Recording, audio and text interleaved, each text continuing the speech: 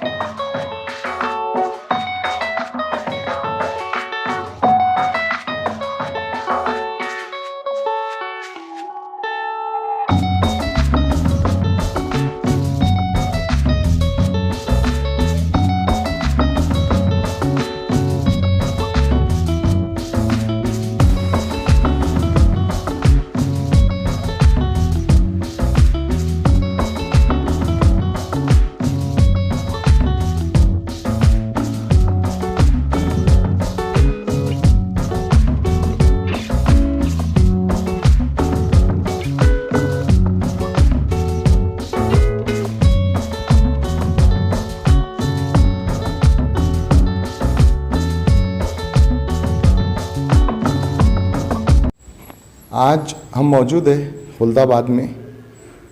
खुलदाबाद किसी तारुफ का मोहताज नहीं है, इसे पूरी दुनिया जानती है। और आज हमारे साथ में मौजूद है खुलदाबाद के नगर अध्यक्ष साहब। उनसे जानेंगे जब कोरोना काल की सेकंड लाट का इशारा मिला, सेकंड लाट वापस लौट कर आई, कितना कठिन हुआ उनको काम करने में, कितनी बड़ी चुनौती उनके सामने थी। आइए उनसे बात करते हैं। सर, हमारे दर्शकों को आपका नाम बताइए और किस तरीके से जब सेकंड लाट आपके सामने नज़र आई कोरोना की, तो आपने क्या सबसे पहले निर्णय लिया? देखिए, जब ये लास्ट ईयर इस डेंजरस बीमारी कोरोना का फैलाव हुआ, तो हमने बड़ी फिक्र से, बड़ी कोशिश से ये काम किया कि इस बीमारी को रोका जाए, हमारे शहर को, हमारे शहरियान को किस तरह से महफूज किया जाए।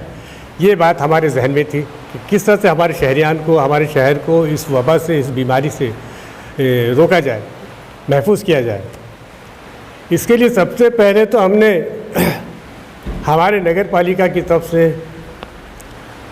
हमारे सीईओ, हमारे उपनगर अध्यक्ष, सभी नगर सेवक, सभी स्टाफ के लोगों ने इसके लिए ये कोशिश की कि शहर को चारों तरफ से नाकाबंदी की जाए। उस वक्त हमने चारों तरफ से नाकाबंदी किए और जो बाहर से लोग आते थे, इवन हमारे खुलदाबाद शहरियान भी जो आते थे मुंबई से, पूना से, नासिक से, तो हम पहले उनको दवाखाने में चेक करवाते थे, बाद में घर उनको ले जा के छोड़ते थे। इस तरह से हमारा ये काम चलते रहा। दूसरी बात यह है कि हमने बहुत ज़्यादा ध्यान दिया सफाई के ऊपर। सफाई के ताल्लुक से हमने पूरे शहर को सैनिटाइजिंग किया और आवाम में बेदारी पैदा की कि हमको क्या क्या करना चाहिए। गवर्नमेंट के जो कुछ भी अहकामात है उसके ऊपर पूरी तरह से अमल करना चाहिए, जैसा कि रोड पे नहीं थूकना, मास्क का इस्तेमाल करना, सोशल डिस्टेंसिंग, ये सारी चीज़ों को हमने बहुत ज़्यादा अहमियत दी। और हमारे मुअज़्ज़ज़ शहरियान ने भी पूरी तरह से हमारा साथ दिया, ताउन किया हमको, और उन्होंने भी अपने कारोबार बंद किए, नमाज़ें अपने घर पे पढ़ी और ईद का जो मामला था वो भी अपने घरों पे मनाया। उसके बाद हमने जो हमारा ODF का मामला है, जिसको मराठी में हगनदारी मुक्त कहते हैं, उस पर भी हमने बहुत ज़्यादा ध्यान दिया ताकि शहर में ज़रा सी भी गंदगी ना हो। इसके लिए हमने ODF प्लस में भी पहला प्राइज़ लिया और सफाई के अंदर भी, स्वच्छता में भी हमको औरंगाबाद डिवीज़न में पहला नंबर मिला, जिसके ऊपर महाराष्ट्र के मुख्यमंत्री आदरणीय उद्धव ठाकरे साहब ने हमको अप्रिसिएशन लेटर दिया उनकी खुद की साइड से कि भाई आपने बहुत बड़ा कारनामा अंजाम दिया इस महामारी के दौर में, इस बीमारी के दौर में, जो आपने सफाई के ऊपर इतना ज़बरदस्त ध्यान दिया। उन्होंने बहुत बड़ा हमको सर्टिफिकेट दिया इसके ऊपर। और हमारे शहर के जो लोग हैं उनको हमने उनमें बहुत बेदारी पैदा की। इसके लिए अवेयरनेस के लिए हमने बहुत ज़्यादा अनाउंसमेंट करवाए, बैनर्स लगवाए और लोगों को घर घर जाकर ये बताया गया कि भाई आपको इस बीमारी से महफूज रहने के लिए हर तरह गवर्नमेंट के जितने भी अहकामात हैं उस सब पे अमल करना है। उसके लिए शहरियान ने भरपूर हमारा साथ दिया, हर जगह साथ दिया। हमारे शहर जितने भी हमारे नगर पालिका के उपनगर अध्यक्ष, नगर सेवक, सभी चीफ ऑफिसर्स, हमारे यहाँ के डॉक्टर्स, ये सब पूरी टीम ने मिलकर काम किया। पुलिस डिपार्टमेंट ने भी हमारे साथ रात दिन काम किया, हमने भी उनके साथ रात दिन काम किया। उसका नतीजा ये हुआ कि हमारे शहर के अंदर, खुलदाबाद शहर में, मैं आपको फिर एक बार के लिए ख़ास तौर से बता रहा हूँ कि खुलदाबाद शहर में हमारे पेशेंट्स की तादाद बहुत नहीं के बराबर निकली। और आज हमारे पास, हमारे कोविड सेंटर में एक भी पेशेंट नहीं है, एक भी पेशेंट नहीं हमारे पास आज की तारीख में।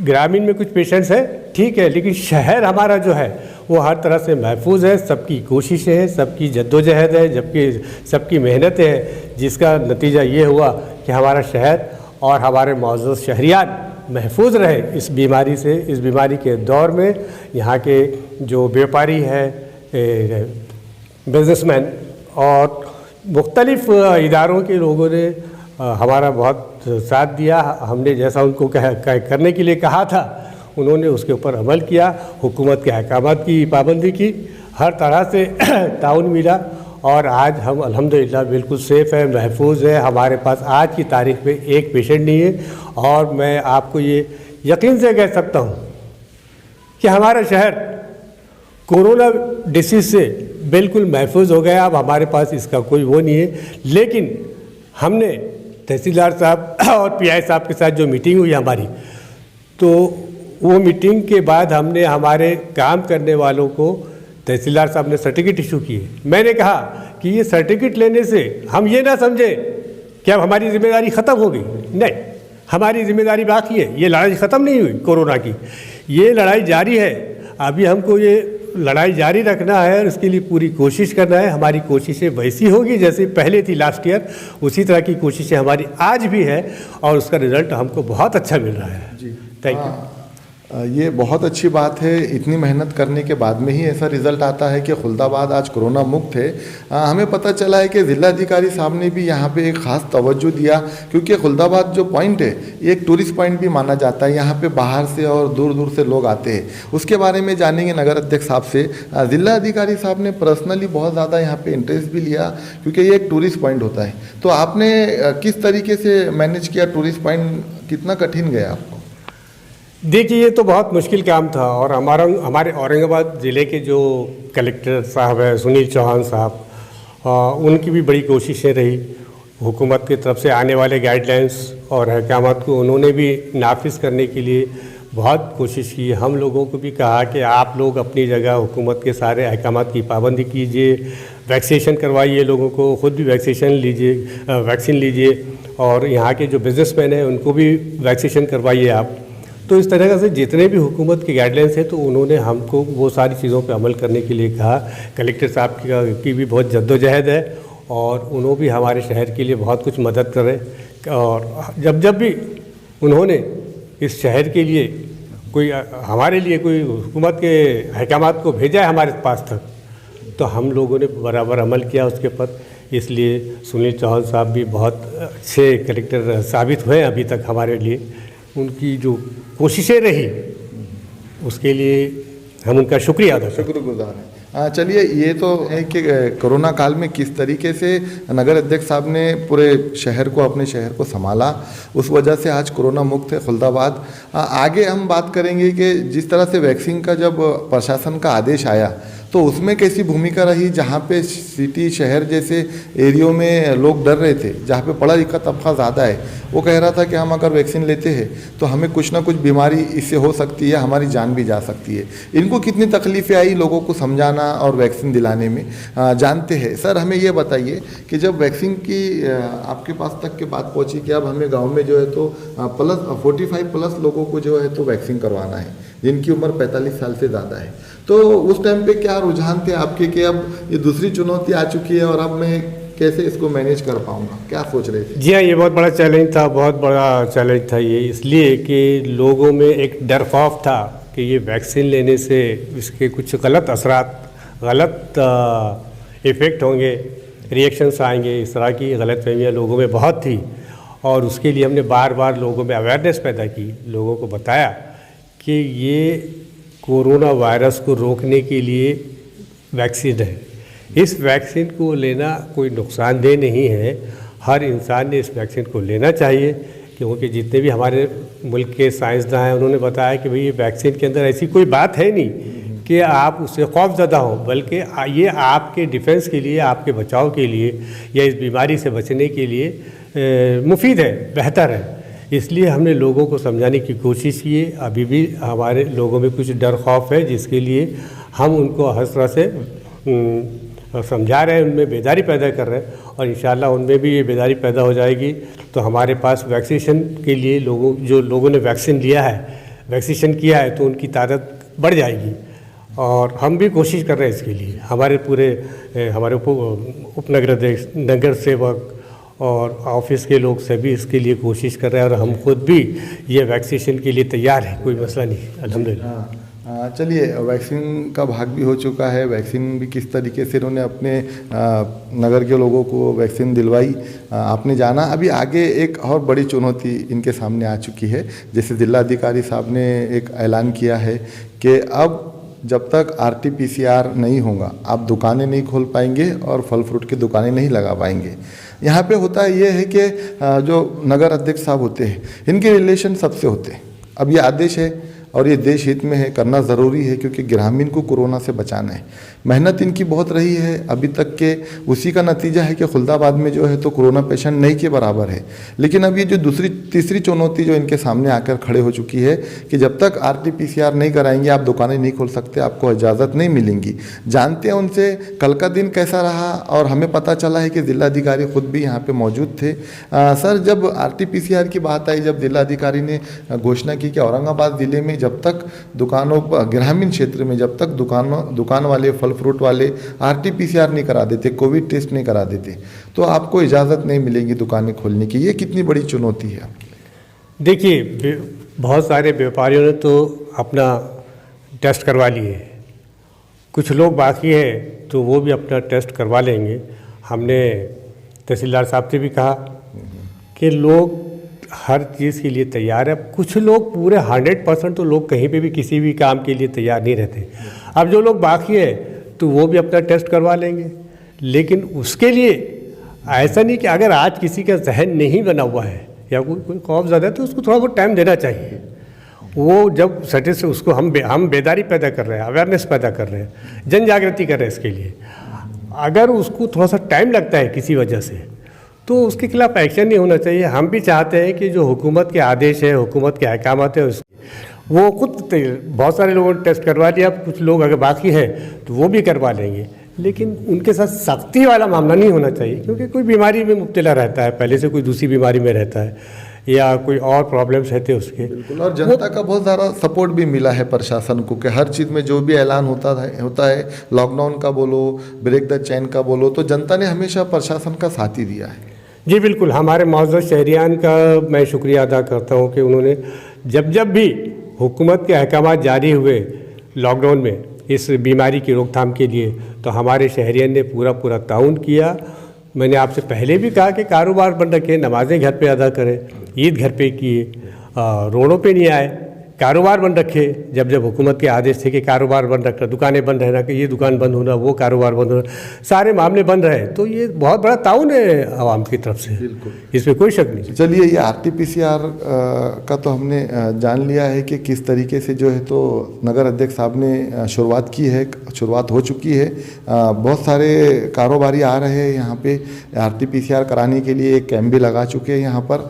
अब आगे चलते हैं, और ये मेरा आखिरी सवाल रहेगा सर से कि तीसरी लाट का जो अंदाज़ा लगाया जा रहा है, सभी दुआ कर रहे हैं कि ये लाट ना आए, क्योंकि इसमें बच्चे ज़्यादा प्रभावित होने की आशंका जताई जा रही है। उसके लिए खुलदाबाद में अभी से तैयारी शुरू कर दी गई है या आदेश का इंतज़ार कर रहे हैं, जानेंगे इसके ऊपर। सर, जो तीसरी लाट के बारे में कहा जा रहा है कि कभी भी आ सकती है, 2 महीने 4 महीने जैसे सेकंड लाट आई, तो आप अभी तैयारी शुरू कर चुके हैं उसके लिए? किस तरीके से बचना चाहिए, या फिर अभी आदेश का इंतज़ार कर रहे हैं? आपको कौन सी सुविधा यहाँ पे और उपलब्ध चाहिए, ज़रा कुछ बताइए हमारे दर्शकों को। देखिए, सभी लोग अल्लाह से दुआ कर रहे हैं कि ये बीमारी से या आने वाली बीमारी से अल्लाह सबको महफूज रखे। ये तो सब दुआएं कर रहे हैं। मैंने अभी आप पहले ही कहा कि हमारी ये लड़ाई ख़त्म नहीं हुई।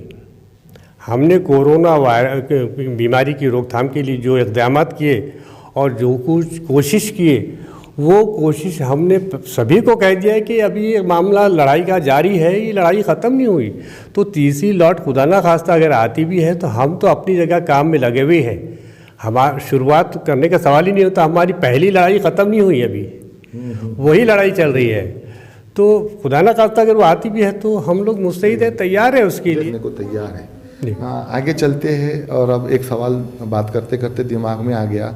साहब का जो कैरियर है अपना राजनीति का, काफ़ी लंबा है, और उस पूरे कैरियर के अंदर ये जो कोरोना काल आया है, इसको किस नज़रिए से देखते हैं? सर, आपने तकरीबन कई सालों से राजनीति में है, आपकी मैं कहूँगा कि पूरी लाइफ ही राजनीति में गई है। किस तरीके से आप कोरोना काल को देखते हैं, क्या लगता है आपको? मेरे देखिए, पास अल्फाज भी नहीं है पूछने के लिए, इसको क्या क्या कहूँ मैं। देखिए ये दौर तो कभी किसी ने देखा ही नहीं है, हमारी और आपकी तो बात ही नहीं आती, किसी ने ही नहीं देखा ये दौर को, ये हालात, ये परेशानी, ये मुसीबत, लोगों की जो पैदल जिनको गाड़ियाँ नहीं थी तो उन्होंने पैदल सफ़र किया, और कारोबार बंद करने के बाद गरीब लोगों की बड़ी बुरी हालत हुई। बहुत सारी ऐसी बातें हैं। तो ये ऐसे हालात इससे पहले कभी देखने को नहीं मिले, और ऐसी कोई वबा भी अल्लाह की तरफ से आई नहीं, ऐसे हालात नहीं आए। ये पहला मौका है हमारे आपके सबके लिए कि ऐसे हालात इससे पहले कभी देखने को नहीं मिले। जब हम लोग रात में गश्त को निकलते थे, बाहर से आने वाले लोगों के वास्ते चेक करते थे, तो खौफ था, सड़कों पे, रोडों पे सब बंद पड़ा हुआ था, कोई रोड पे आदमी नहीं था, पुलिस और हम लोग साथ फिरते थे। तो इतना खौफजदा माहौल हम ज़िंदगी में कभी नहीं देखे, हमने आज तक नहीं देखे, और ऐसी मुसीबत कभी आई भी नहीं। और अल्लाह से दुआ है कि आने वाले दिनों में ऐसी कोई वबा या ऐसे हालात पैदा ना हो। ना चलिए, हमारे साथ में मौजूद थे खुल्दाबाद के नगर अध्यक्ष साहब। चलिए, आखिरी में चलते चलते मैं यही कहूँगा, जैसा साहब ने दुआ की है कि ये जो दौर में हमने ये जो चीज़ देखी है, आगे बच्चे जो आने वाले हैं उनको ये वबा ना देखने को मिले, ऐसी तकलीफ़ ना देखने को मिले। हम अल्लाह से यही दुआ करते हैं कि दोबारा ये बीमारी दुनिया में कभी ना आए। आगे ऐसी किसी नगर अध्यक्ष साहब से या सरपंच साहब से आपकी मुलाकात कराएंगे न्यूज़ 9 में 14वें भाग में। ये हमारा 13वां भाग था। मैं असगर अली, आप देख रहे न्यूज़ 9 हिंदी। मेरे चैनल को लाइक, सब्सक्राइब और शेयर करना ना भूलें।